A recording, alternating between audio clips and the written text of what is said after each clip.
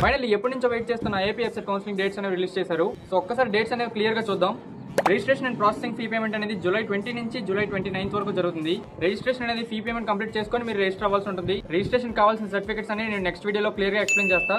And fee payment అనేది ఎలా అంటే ఓసీ ఓబీసీ వాళ్ళకి 1200 ఉంటుంది అండ్ అలాగే ఎస్సీ ఎస్టీ వాళ్ళకి 600 ఉంటుంది. సో ఈ ప్రాసెసింగ్ ఫీ పేమెంట్ అనేది కంప్లీట్ చేసుకొని మీరు రిజిస్ట్రేషన్ అనేది కంప్లీట్ చేసుకోవచ్చు. అండ్ తర్వాత వచ్చేసి ఆన్లైన్ డాక్యుమెంట్ వెరిఫికేషన్. ఇది వచ్చేసి జూలై 22 నుంచి జూలై 31 వరకు జరుగుతుంది. ఇక్కడ మనకి క్లియర్ గా మెన్షన్ చేశారు ఆన్లైన్ డాక్యుమెంట్ వెరిఫికేషన్ అని చెప్పేసి. సో మనం కంగారు పడాల్సిన అవసరం లేదు, ఏ హెల్ప్ లైన్ సెంటర్ దగ్గరికి వెళ్ళాల్సిన అవసరం లేదు, ఎక్కడికి వెళ్ళాల్సిన అవసరం లేదు.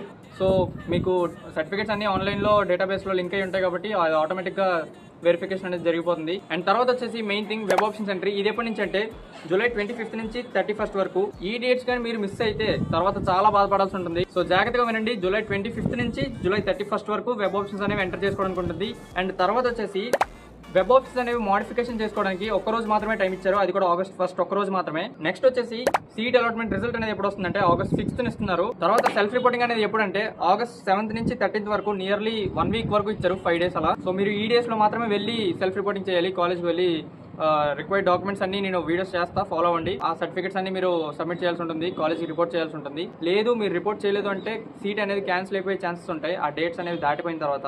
డాక్యుమెంట్స్ అనేవి ఏమేమి కావాలో నేను క్లియర్ గా వీడియోస్ చేస్తాను. సో ఖచ్చితంగా లైక్ చేయండి, షేర్ చేయండి అండ్ అలాగే ఛానల్ సబ్స్క్రైబ్ చేసుకోండి.